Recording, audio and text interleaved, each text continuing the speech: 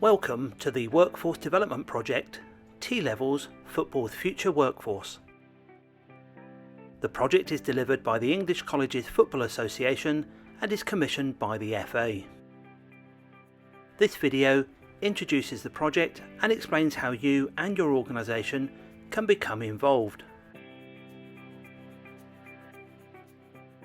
There are 4 key aims for this project. The first is to bring together colleges and county FAs or National League clubs who have a shared agenda of collectively meeting football workforce development needs and providing opportunities for young people to apply their technical skills in a workplace setting. The second aim is to create an employee or talent pipeline for county FAs to support FA accredited clubs and FA accredited leagues and or National League clubs. The third aim is to develop a diverse and skilled football workforce targeted at filling the skills gaps evident across grassroots football. And finally, to provide opportunities for local young people to get experience of industry who may not have otherwise considered a career in the football sector. When it comes to workforce development, developing a workforce which has up-to-date skills, fresh ideas, represents the local community, can respond to unforeseen challenges such as COVID-19, and in many cases are volunteers, is not an easy task.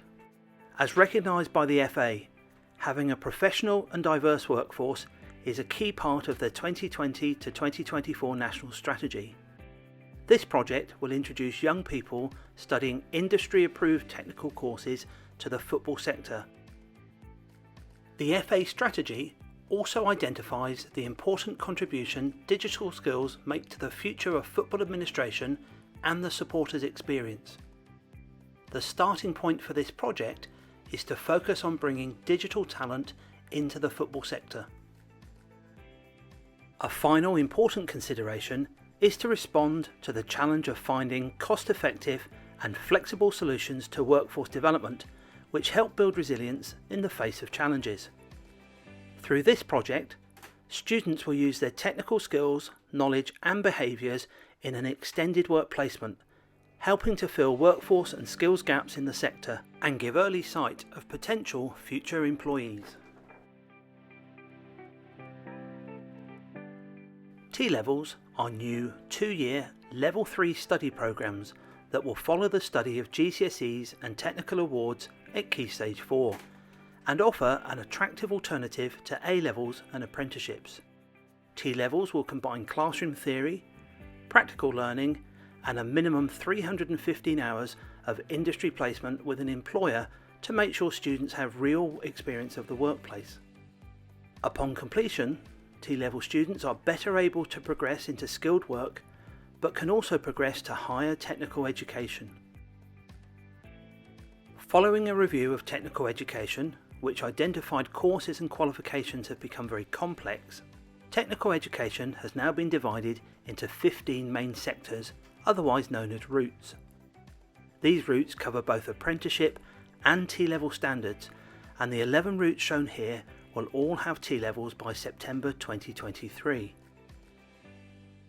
Starting in 2020, approximately 1,300 students started their study towards the first T-levels. In 2021, the number of new T-level students starting their course increased more than 4 times to 5,450. Over the next 2 years, the number of students is expected to continue the rate of growth until eventually there are expected to be over 200,000 T-level students per year. In response to the skills gaps identified by the FA, county FAs and clubs, this project will be focusing on the digital route to start with the option for a wider rollout into other occupations over time. Let's now take a look at what makes up a T-level. We can see part of the 2-year study includes core knowledge and understanding for the chosen sector. Part of the core learning is a project through which students also develop employability skills such as working in a team and communicating effectively. In addition to the core learning, there is something called the occupation specialism, which includes the practical skills students need to successfully operate in their chosen sector. English, maths and digital skills are a key part of a T-level, and these are embedded throughout the core and occupational specialism. All T-levels are designed by panels of employers representing each sector. In some cases, an employer panel might identify a specific requirement for their industry, such as a license to practice. The remaining component of a T-level is an industry placement, where the student spends 20% of their time in the workplace applying and further developing their skills, knowledge and behaviours. This project focuses on exploring how industry placements can work to support county football associations and clubs utilise students bringing their digital talent into the workplace. There are several models of industry placement which provide some flexibility to meet the needs of the workplace. The first model is day release, where a student spends a short period of time in the workplace, such as 1 day per week, over a number of months. This can be suitable where there are digital roles and tasks which happen on a routine basis. For example, regular data collection or IT help desk support. The day release model can also be useful where staff at work have limited capacity to supervise a student. An alternative model is block release, where students spend focused blocks of time in the workplace.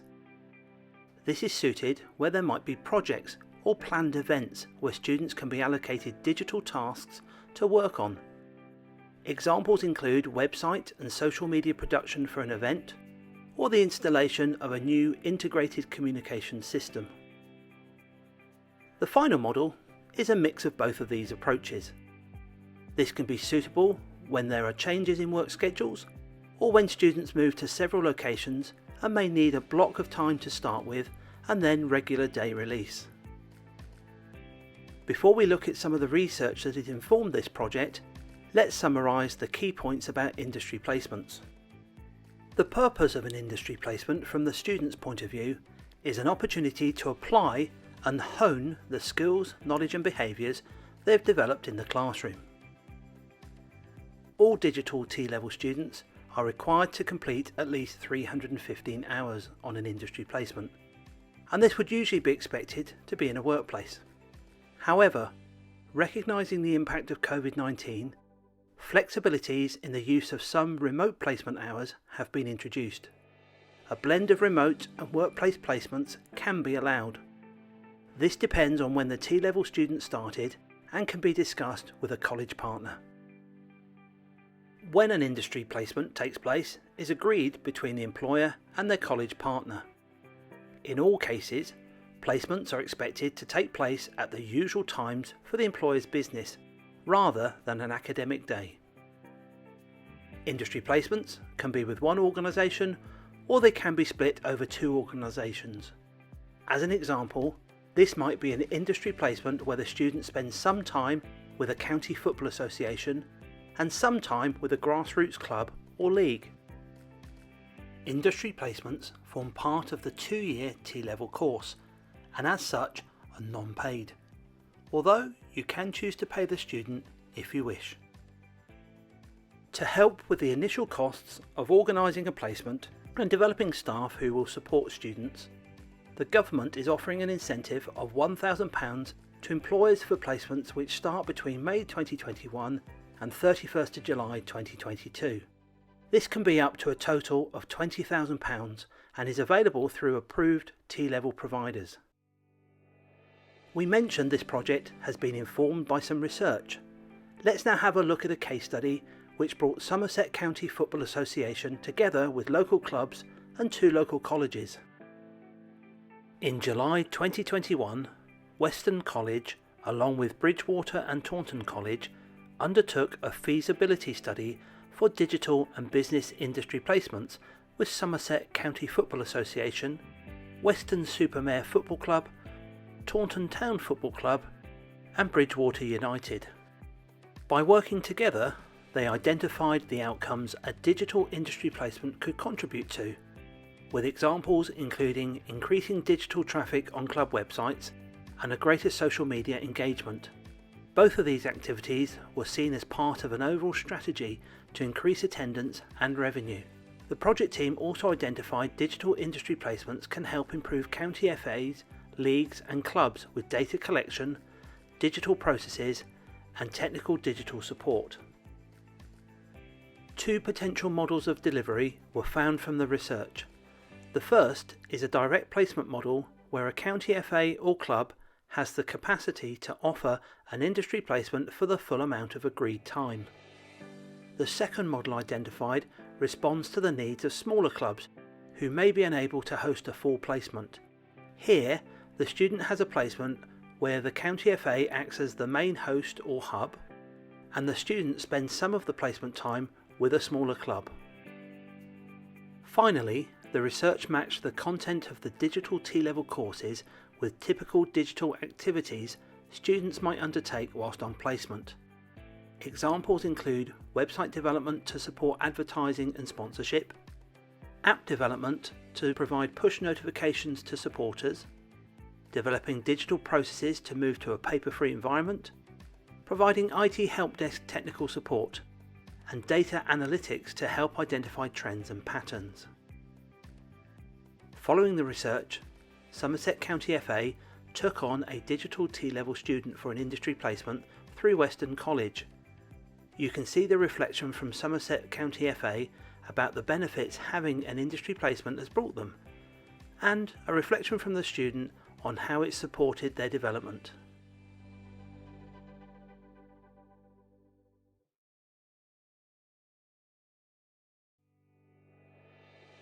In summary, this project seeks to bring county FAs and clubs together with T-level providers so students get real experience of the workplace and are better prepared to progress to skilled work.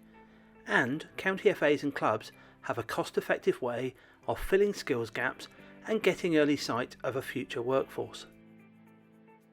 Industry placements can help with recruitment by providing a cost-effective solution at filling entry-level jobs and bringing young people into industry.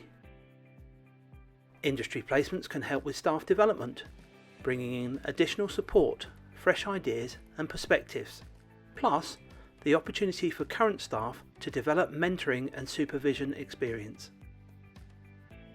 Finally, industry placements can help support the local community by providing a route into skilled work, improve diversity in the representation of the local community, establish a talent pipeline into your organisation, and help enhance your profile in the community. The benefit of working with a college partner is that they can offer practical help and support. Examples include help with identifying tasks a digital student can undertake whilst on placement. College partners can also help with processes to safeguard young people in the workplace. They are also an excellent source of help and advice when it comes to making reasonable adjustments for accessibility. Students studying a T-level in digital will learn about data protection and security, but you might have concerns about how you will handle confidentiality. Again, a college partner is able to help put in place processes to manage any risk. And finally, working with a college partner can open up access to any current incentive scheme, such as the Employer Incentive Scheme currently running until the end of July 2022.